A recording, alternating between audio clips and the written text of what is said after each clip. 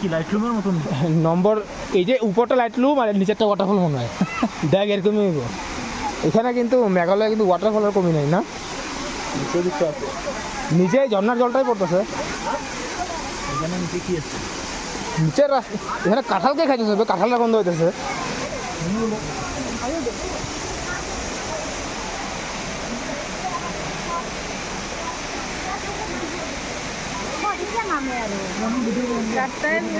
দেখি আপনাকে